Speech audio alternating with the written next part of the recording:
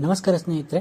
ಕರ್ನಾಟಕ ಹೈಕೋರ್ಟಲ್ಲಿ ವಿವಿಧ ವಿಭಾಗಗಳ 226 ಹುದ್ದೆಗಳಿಗೆ ನೇಮಕಾತಿ ನಡೆಸಲು ರಾಜ್ಯ ಸರ್ಕಾರ ಅನುಮತಿ ಕೊಟ್ಟಿದೆ ಅನ್ನೋದನ್ನು ಈ ಹಿಂದೆ ವಿಡಿಯೋದಲ್ಲಿ ತಿಳಿಸಿದ್ವಿ. ಆ ವಿಡಿಯೋಗೆ ಬಹುತೇಕ ಮಂದಿ ಟೈಪಿಸ್ಟ್ ಹುದ್ದೆಗಳಿಗೆ ಸಂಬಂಧಿಸಿದಂತೆ ಮಾಹಿತಿ ಕೊಡುವಂತೆ ಕಾಮೆಂಟ್ ಬಾಕ್ಸ್ನಲ್ಲಿ ಕೋರಿದ್ರು. ಆದರೆ ಆ ನೇಮಕಾತಿ ಪ್ರಕ್ರಿಯೆಗೆ ಸಂಬಂಧಿಸಿದಂತೆ ಹೈಕೋರ್ಟ್ ಇನ್ನೂ ಅಧಿಸೂಚನೆ ಹೊರಡಿಸಬೇಕಾಗಿದೆ. ಇದೇ ವೇಳೆ ಈಗ ಟೈಪಿಸ್ಟ್, ಪ್ಯೂನ್, ಸ್ಟೆನೋಗ್ರಾಫರ್ ಹುದ್ದೆಗಳ ಆಕಾಂಕ್ಷಿಗಳಿಗೆ ಭರ್ಜರಿ ಸಿಹಿ ಸುದ್ದಿ ಸಿಕ್ಕಿದೆ. ರಾಜ್ಯದ ನ್ಯಾಯಾಲಯವೊಂದರಲ್ಲಿ 25 ಹುದ್ದೆಗಳಿಗೆ ನೇಮಕಾತಿಯನ್ನು ನಡೆಸಲಾಗ್ತಾ ಇದೆ. ಯಾವ ಜಿಲ್ಲೆಯ ನ್ಯಾಯಾಲಯದಲ್ಲಿ ಈ ನೇಮಕಾತಿ ನಡೆಯಲಿದೆ, ಎಷ್ಟು ಹುದ್ದೆಗಳಲ್ಲಿ ಅವಕಾಶ ಇದೆ, ಸಂಬಳ, ಅರ್ಜಿ ಸಲ್ಲಿಸುವ ವಿಧಾನ ಹೇಗೆ, ಅರ್ಹತೆ, ವಯೋಮಿತಿ, ಈ ಎಲ್ಲ ಮಾಹಿತಿಗಳನ್ನು ನಾವು ನಿಮಗೆ ನೀಡಲಿದ್ದೇವೆ. ಅದಕ್ಕಾಗಿ ಈ ವಿಡಿಯೋವನ್ನು ಸ್ಕಿಪ್ ಮಾಡದೆ ಕೊನೆಯವರೆಗೂ ನೋಡಿ. ಅದಕ್ಕೂ ಮುನ್ನ ನಮ್ಮ ಕೆರಿಯರ್ ಕರ್ನಾಟಕ ಚಾನಲನ್ನು ಸಬ್ಸ್ಕ್ರೈಬ್ ಮಾಡಿ. ಸ್ನೇಹಿತರೆ, ನೀವು SSLC, PUC ಅಥವಾ ಡಿಪ್ಲೊಮಾ ಓದಿದ್ದು ಟೈಪಿಂಗ್, ಶೀಘ್ರಲಿಪಿಯನ್ನು ಕಲಿತಿದ್ರೆ ನಿಮಗೆ ಇದು ಸದಾವಕಾಶ.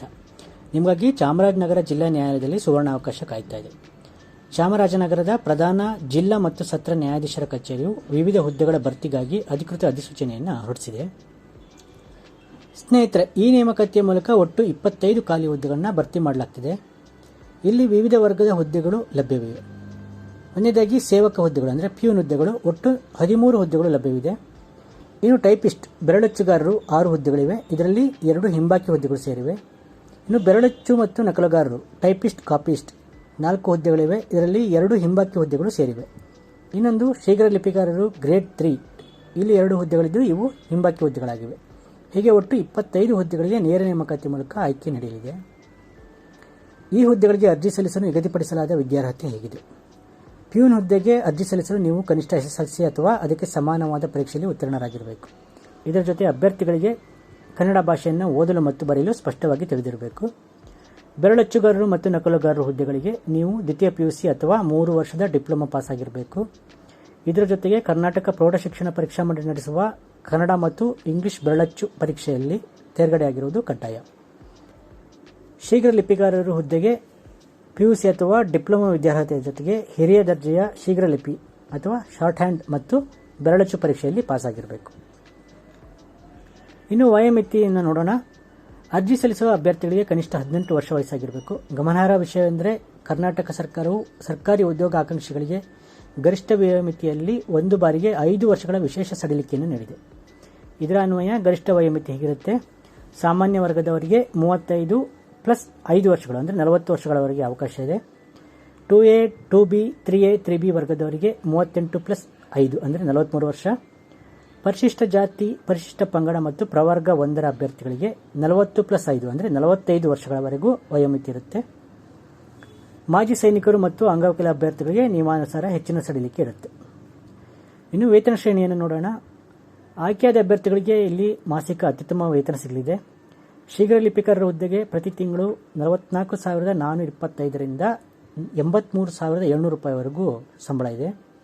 ಬೆರಳಚ್ಚುಗಾರರು ಮತ್ತು ನಕಲುಗಾರರಿಗೆ 34,100 ರೂಪಾಯಿಯಿಂದ 67,600 ರೂಪಾಯಿವರೆಗೂ ಇರಲಿದೆ. ಹಾಗೆ ಪ್ಯೂನ್ ಹುದ್ದೆಗಳಿಗೆ 27,000 ರೂಪಾಯಿಯಿಂದ 46,675 ರೂಪಾಯಿವರೆಗೂ ವೇತನ ಇರಲಿದೆ. ಇದು ಸರ್ಕಾರಿ ನೌಕರಿಯಾಗಿದ್ದು ಭತ್ಯೆಗಳು ಕೂಡ ಸೇರಲಿದೆ. ಅರ್ಜಿ ಸಲ್ಲಿಸಲು ವರ್ಗವಾರ ಶುಲ್ಕವನ್ನು ನಿಗದಿಪಡಿಸಲಾಗಿದೆ. ಸಾಮಾನ್ಯ ವರ್ಗದವರಿಗೆ 2A, 2B, 3A, 3B ಅಭ್ಯರ್ಥಿಗಳಿಗೆ ಒಟ್ಟು 200 ರೂಪಾಯಿ ಶುಲ್ಕ ಇರುತ್ತೆ. ಹಾಗೆಯೇ SC, ST, ಪ್ರವರ್ಗ 1 ಮತ್ತು ಅಂಗವಿಕಲ ಅಭ್ಯರ್ಥಿಗಳಿಗೆ ಯಾವುದೇ ಶುಲ್ಕ ಇರೋದಿಲ್ಲ. ಈ ಶುಲ್ಕವನ್ನು ನೀವು ಆನ್ಲೈನ್ ಮೂಲಕವೇ ಪಾವತಿ ಮಾಡಬೇಕಾಗುತ್ತೆ. ಅರ್ಜಿ ಸಲ್ಲಿಸುವ ವಿಧಾನವನ್ನು ನೋಡೋಣ. ಈ ನೇಮಕಾತಿಗೆ ಆನ್ಲೈನ್ ಮೂಲಕ ಮಾತ್ರ ಅರ್ಜಿ ಸಲ್ಲಿಸಲು ಅವಕಾಶ ಇದೆ. ಮೊದಲು ಚಾಮರಾಜನಗರ ಜಿಲ್ಲಾ ನ್ಯಾಯಾಲಯದ ಅಧಿಕೃತ ವೆಬ್ಸೈಟ್ಗೆ ಭೇಟಿ ನೀಡಿ. ಈ ವೆಬ್ಸೈಟ್ ಲಿಂಕನ್ನು ನಾವು ಡಿಸ್ಕ್ರಿಪ್ಷನ್ ಬಾಕ್ಸ್ನಲ್ಲಿ ನೀಡಿದ್ದೇವೆ. ವೆಬ್ಸೈಟ್ನಲ್ಲಿ ರಿಕ್ರೂಟ್ಮೆಂಟ್ ವಿಭಾಗದಲ್ಲಿ ಆಯಾ ಹುದ್ದೆಯ ಲಿಂಕ್ ಮೇಲೆ ಕ್ಲಿಕ್ ಮಾಡಿ. ನಿಮ್ಮ ವೈಯಕ್ತಿಕ ಮಾಹಿತಿ, ಶೈಕ್ಷಣಿಕ ದಾಖಲೆಗಳು ಮತ್ತು ಫೋಟೋ ಸಹಿಯನ್ನು ಅಪ್ಲೋಡ್ ಮಾಡಬೇಕು. ನಿಗದಿಪಡಿಸಿದ ಅರ್ಜಿ ಶುಲ್ಕವನ್ನು ಪಾವತಿಸಿ. ಅರ್ಜಿ ಸಲ್ಲಿಕೆಯಾದ ನಂತರ ಅದರ ಒಂದು ಪ್ರತಿಯನ್ನು ಮುಂದಿನ ಉಲ್ಲೇಖಕ್ಕಾಗಿ ಇಟ್ಕೊಂಡಿರಿ. ನೆನಪಿಡಿ, ಅಂಚೆ ಮೂಲಕ ಅಥವಾ ಖುದ್ದಾಗಿ ಸಲ್ಲಿಸುವ ಅರ್ಜಿಗಳನ್ನು ಸ್ವೀಕರಿಸುವುದಿಲ್ಲ. ನೀವಿಲ್ಲಿ ಅರ್ಜಿ ಸಲ್ಲಿಸುವ ದಿನಾಂಕಗಳನ್ನು ಸರಿಯಾಗಿ ಗುರುತಿಸಿಕೊಳ್ಳಿ. ಅರ್ಜಿ ಸಲ್ಲಿಕೆ ಆರಂಭದ ದಿನಾಂಕ ಮಾರ್ಚ್ 13, ಅರ್ಜಿ ಸಲ್ಲಿಸಲು ಕೊನೆಯ ದಿನಾಂಕ ಏಪ್ರಿಲ್ 13, ಅರ್ಜಿ ಶುಲ್ಕ ಪಾವತಿಸಲು ಕೊನೆಯ ದಿನಾಂಕ ಏಪ್ರಿಲ್ 16. ಇನ್ನು ನೇಮಕಾತಿ ಪ್ರಕ್ರಿಯೆ ಹೇಗಿರಲಿದೆ ಎಂಬುದನ್ನು ನೋಡೋಣ. ಬೆರಳಚ್ಚುಗಾರರು ಅಥವಾ ಟೈಪಿಸ್ಟ್ ಹುದ್ದೆಗಳಿಗೆ ಕರ್ನಾಟಕ ಪ್ರೌಢಶಿಕ್ಷಣ ಪರೀಕ್ಷಾ ಮಂಡಳಿ ವತಿಯಿಂದ ನಡೆಸುವ ಹಿರಿಯ ದರ್ಜೆ ಪರೀಕ್ಷೆಯಲ್ಲಿ ಪಾಸಾಗಿರಬೇಕು. ಬೆರಳಚ್ಚು ಮತ್ತು ನಕಲುಗಾರರ ಹುದ್ದೆಗಳಿಗೂ ಹಿರಿಯ ದರ್ಜೆ ಪರೀಕ್ಷೆಯಲ್ಲಿ ಪಾಸಾಗಿರಬೇಕು. ಈ ಎರಡೂ ವಿಭಾಗಗಳಿಗೆ ಅರ್ಹತಾ ಪರೀಕ್ಷೆಗಳಲ್ಲಿ ಗಳಿಸಿರುವ ಒಟ್ಟು ಶೇಕಡಾವಾರು ಅಂಕಗಳು ಮತ್ತು 15 ನಿಮಿಷಗಳ ಉಕ್ತ ಲೇಖನದಲ್ಲಿ ನೀಡುವ ವಿಷಯವನ್ನು ಟೈಪ್ ಮಾಡುವ ಸಾಮರ್ಥ್ಯ ಪರೀಕ್ಷೆಯಲ್ಲಿ ಗಳಿಸುವ ಅಂಕಗಳ ಆಧಾರದ ಮೇಲೆ 1:5 ಅನುಪಾತದಲ್ಲಿ ಸಂದರ್ಶನ ನಡೆಸಲಾಗುತ್ತೆ. ಇಲ್ಲಿ ಸಾಮರ್ಥ್ಯ ಪರೀಕ್ಷೆಯಲ್ಲಿ ಗರಿಷ್ಠ 100 ಅಂಕಗಳು ಇರಲಿದ್ದು ಪರೀಕ್ಷೆ ಪಾಸಾಗಲು ಶೇಕಡಾ 50ರಷ್ಟು ಅಂಕಗಳನ್ನು ಗಳಿಸಿರಬೇಕು. ಇನ್ನು 13 ಪ್ಯೂನ್ ಹುದ್ದೆಗಳು ಖಾಲಿ ಇದ್ದು ಈ ಎಲ್ಲ ಹುದ್ದೆಗಳನ್ನು ಜಾತಿವಾರು ವರ್ಗೀಕರಿಸಲಾಗಿದೆ. 4 ಹುದ್ದೆಗಳು ಮಹಿಳೆಯರಿಗೆ ಮೀಸಲಾಗಿವೆ. ಎಸ್ಎಸ್ಎಲ್ಸಿ ಪರೀಕ್ಷೆಯಲ್ಲಿ ಪಡೆದ ಗರಿಷ್ಠ ಅಂಕಗಳ ಅರ್ಹತೆ ಆಧಾರದಲ್ಲಿ 1:10 ಅನುಪಾತದಲ್ಲಿ ಸಂದರ್ಶನಕ್ಕೆ ಆಯ್ಕೆ ಮಾಡಲಾಗುತ್ತೆ.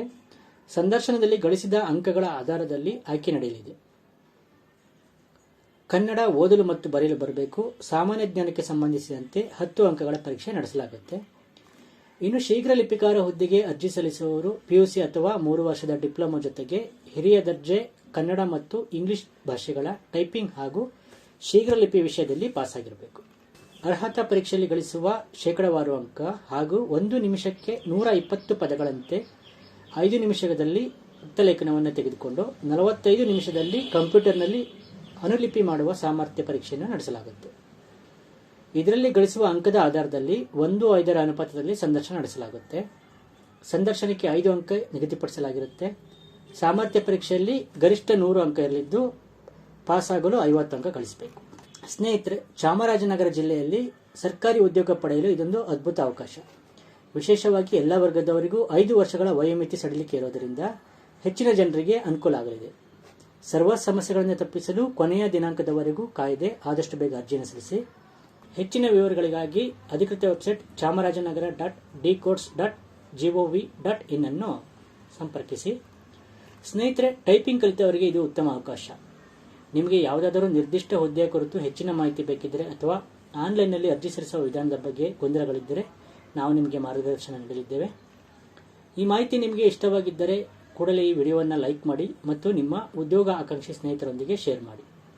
ಇಂತಹ ಇನ್ನಷ್ಟು ಉದ್ಯೋಗ ಮಾಹಿತಿಗಳಿಗಾಗಿ ನಮ್ಮ ಚಾನಲನ್ನು ಸಬ್ಸ್ಕ್ರೈಬ್ ಮಾಡೋದನ್ನು ಮರಿಬೇಡಿ. ಮುಂದಿನ ವಿಡಿಯೋದಲ್ಲಿ ಮತ್ತೆ ಸಿಗೋಣ. ನಮಸ್ಕಾರ.